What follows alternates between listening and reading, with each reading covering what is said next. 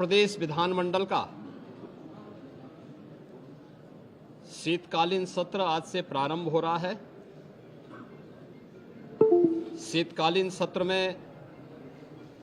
प्रतिभाग करने के लिए आ रहे सभी माननीय सदस्यों का मैं हृदय से स्वागत करता हूं।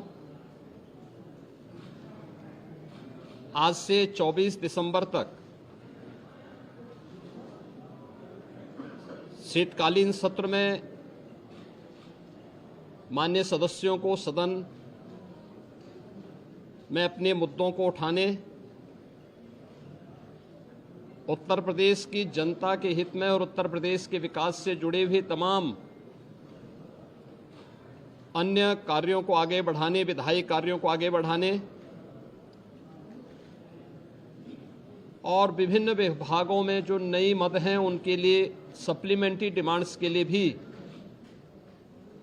यह शीतकालीन सत्र अत्यंत महत्वपूर्ण होगा। इस अवसर पर राष्ट्रगीत वंदे मातरम के 150 वर्ष पूर्ण होने के उपलक्ष्य में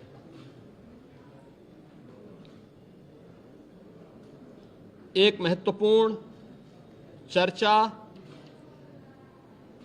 और वंदे मातरम गीत के रचयिता के प्रति कृतज्ञता ज्ञापित करने का भी एक अवसर उत्तर प्रदेश विधानमंडल के सामने होगा, क्योंकि उत्तर प्रदेश की स्थापना का दिवस और राष्ट्रगीत के रूप में वंदे मातरम को भारत के संविधान के अनुसार मान्यता प्राप्त होने का नोटिफिकेशन एक ही तिथि इस महत्वपूर्ण इवेंट के लिए है और उत्तर प्रदेश की विधान मंडल में इस पे चर्चा इसलिए अत्यंत महत्वपूर्ण होगी। कल सर्वदलीय बैठक में हम लोगों ने सभी दलीय नेताओं से इस बारे में अनुरोध किया है कि सरकार प्रत्येक मुद्दे पर चर्चा कराने के लिए तैयार है। सरकार विकास से जुड़े हुए मुद्दों पर एक सकारात्मक रुख है और सभी दलों का हमें विधानसभा सत्र को संचालित करने के लिए उनके सहयोग की भी अपेक्षा है। देश का सबसे बड़ा विधानमंडल सुचारू रूप से संचालित हो और ये अब तक लगातार एक सही दिशा में आगे बढ़ा है, क्योंकि लोकतंत्र से जुड़े हुए पवित्र स्थल जब चर्चा पर चर्चा का विषय बनते हैं तो जन विश्वास पर जनप्रतिनिधि खरा उतरता है। हमारी इच्छा थी कि सत्र अधिक दिन चले, लेकिन माननीय जनप्रतिनिधिगण ज्यादातर वर्तमान में मतदाता सूची की जो विशेष पुनरीक्षण की कार्रवाई चल रही है इस कार्यक्रमों में लगे हैं और यह लोकतंत्र की शुचिता, पारदर्शिता और प्रभावी होने के लिए अत्यंत महत्वपूर्ण भी है। तो विभिन्न जनप्रतिनिधियों ने इस संबंध में अनुरोध भी किया था कि आवश्यक विधायी कार्य और सप्लीमेंट्री डिमांड्स के साथ ही कुछ महत्वपूर्ण अन्य कार्यों को लेने के बाद वंदे मातरम पर चर्चा परिचर्चा के उपरांत अगर इसे हमें आगे के कार्य के लिए SIR की इस कार्रवाई को जो भारत निर्वाचन आयोग के मार्गदर्शन में चल रही है इसके लिए समय मिल जाता, तो इसलिए इसे आज से 24 दिसंबर तक विधानमंडल की इस कार्रवाई का हमने सत्र रखा है और मुझे पूरा विश्वास है कि यह सत्र उत्तर प्रदेश विधानमंडल के साथ ही उत्तर प्रदेश के विकास के लिए एक महत्वपूर्ण सत्र साबित होगा। समाजवादी पार्टी लगातार सरकार पर आरोप लगा रही है, हर प्लेटफॉर्म पर आरोप लगा रही है, सरकार की तरफ से क्या कार्रवाई? देखिए,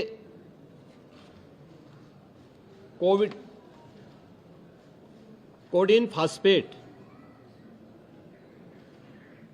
यह एनडीपीएस के अंतर्गत आने वाला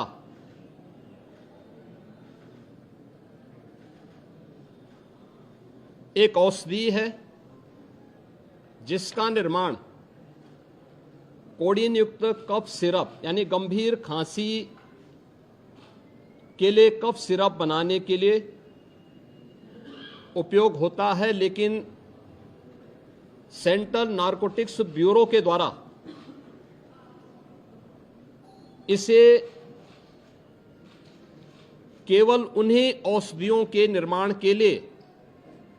आवंटित किया जाता है। इसके लिए उसका कोटा, उसका आवंटन, ये सभी सेंट्रल नारकोटिक्स ब्यूरो के द्वारा तय होते हैं। इस मामले इसकी